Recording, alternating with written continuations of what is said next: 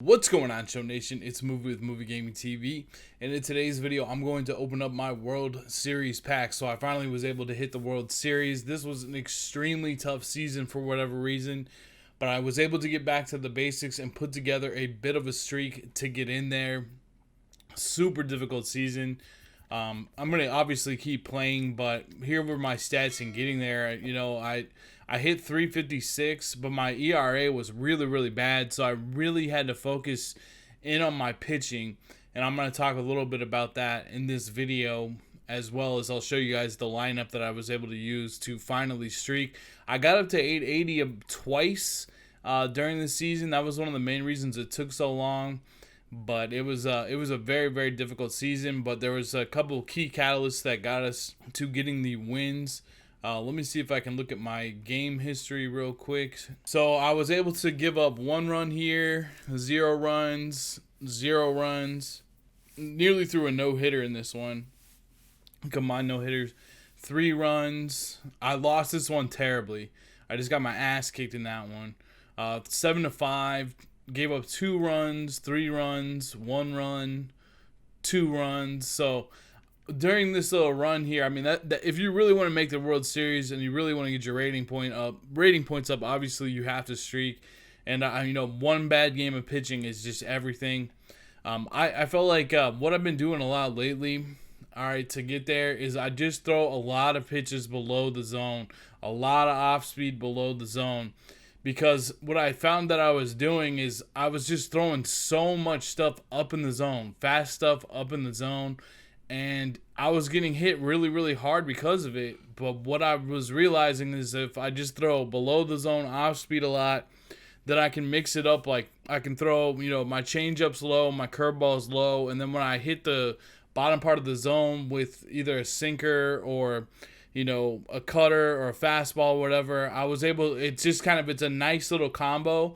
And then when I had to go up in the zone, just to mix it up to go up in the zone became effective again because now it's so fast that they couldn't react to it. So I would recommend, pitch lower in the zone, just like you would in real life. Keep the ball down because otherwise your pitches ups won't be effective. And when you're missing low.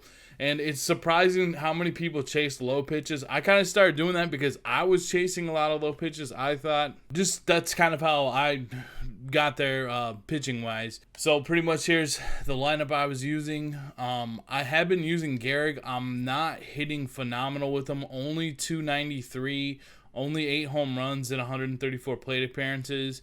I have 7 walks to 13 strikeouts, 23 RBI. He does hit 4th for me. I just like his defense. He does have the power to hit the ball out, but he also, I almost feel like I hit more home runs with the 106 power versus left. He's been good for me. It's like I just don't want to take him out. I still am not at the point where when I have a lefty, I platoon Frank Thomas. I like bringing Frank Thomas off the bench, and I like Lou's consistent defense. And he's hitting 293, but it just seems to get clutch hits for me. I'm just playing him constantly so I get more and more used to his swing. I honestly think I need to get a new controller too because I feel like both of my left stick and my right stick, just after playing so many games, I just feel like they're drifting a little bit, so I think I am going to get a new controller soon. If you guys have that Astros, I think it's like the C40 controller, and you like it, let me know, because it's an expensive controller. I've been trying to look up reviews on it to see if I want to get it, but I might just get another PlayStation controller, because it's just way cheaper to do that. But just let me know what you guys think about that. So I put Kenny Lofton back in center field, and we started winning a lot. And the reason I put him in center over Willie Mays instead of putting Lofton on left, because he doesn't have the arm, is really just because he's so fast that he can go and track everything down.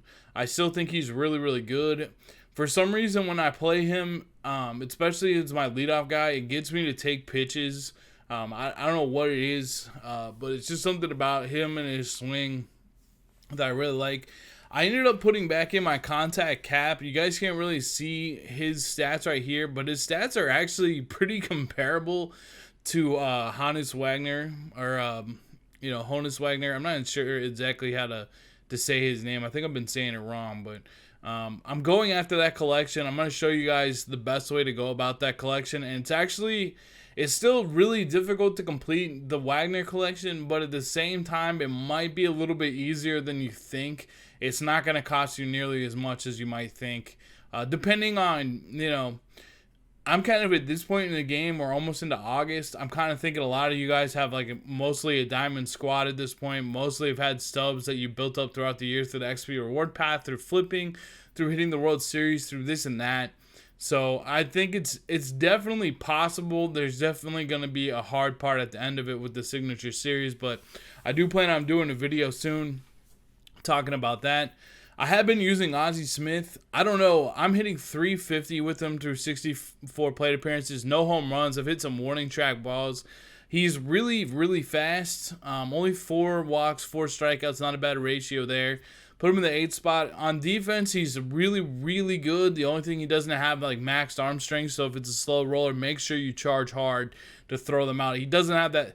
Cal Ripken just has the craziest arm strength in this game. Like if it gets hit to him, you're probably out at first, even if you have 99 speed. I do like his switch hitting. I do like his swing a lot, and I do like the 125 vision and his speed. I still think Omar Vizquel is really, really nice too, but Ozzie's just a little bit faster. He's just really fun to play with, and he's really fun to play with on defense. So the 99 fielding and the 99 reaction, he's a lot of fun to use. I know Alomar's been trending down for a lot of people recently. He's still been killing it for me. I think I'm getting less home runs with him and more like shots off the wall, but I still really, really trust Alomar. Obviously, Gwynn always killing it, and Willie Mays is still, the best player in the game. Recently, the last couple weeks, I've really, really been trending up with Pudge. Probably raised his average, and he's got a lot of plate appearances. Keep in mind, probably raised his average, 13 points. I've been hitting a lot more home runs with him. I don't know what it is. I think it's mostly because, people don't think he's very good. But to me, he is like a balanced, creative player cap. 110, 119, 84, 85 from power-wise, 113 vision. Still has really good defense, even though, like, his blocking is not that great. But, it is what it is. He's not that big, and he doesn't have, like, 99 block or anything like that. Still pretty fast at 72 speed. He actually has like a lot of power in this lineup because there's not a lot of power in this lineup. Pitching wise, I had Lefty Grove. I do have Gibson, Kershaw, Nolan Ryan, Hershiser, and Wainwright. I probably should switch up this order. I don't know if this order matters or not. Let me know down in the comment section below if that matters. But I ended up putting Nolan Ryan back in just because I really wasn't pitching that great with Lefty Grove anyways. And, it's like I just want to pick up 77K Stubs. And I can throw this card back in there. I really like Bob Gibson. A lot. Kershaw I like a lot. Wainwright and Hershiser I still like, but I'm kind of looking to upgrade all 3 of these cards eventually. I pitch with them so much, so they're just like kind of in the rotation because they're free. They're still good. It's just like I pitch with them so much in a way. Zach Britton has been super, super effective. If you guys don't have this card, you guys need to get this card. This is probably, I know Rolly Fingers is up there as the best team affinity, but I would say Zach Britton is the best team affinity. He's so good. Chapman's been nice. Lock this card in. Gagne has been pretty cool, man. He hasn't been too bad. Probably my favorite pitcher to pitch with right now. He's super expensive, but he's been fun to pitch with. Hoffman still very, very good. Eckersley very, very good. Wagner good, and Jansen good. So let's go ahead and open up the pack. Let's go take a look at the community market. There's basically 2 cards that we want in here, either Ty Cobb, who is a lot like Lofton, but a lot better, 125, 125, 81, 82, 125. He doesn't have the diamond fielding. I know it says that up over there, but he'll have gold fielding animations because he only has 89 fielding. As far as I know, 95 reaction, does have 98 speed. So he has a ton of speed. The other card that we can possibly get is this Troy Tulowitzki, 101, 113, 90, 96, 94 vision. The great swing, again, 89 fielding only, and so he doesn't have the, he doesn't have the diamond animations, and only 64 speed.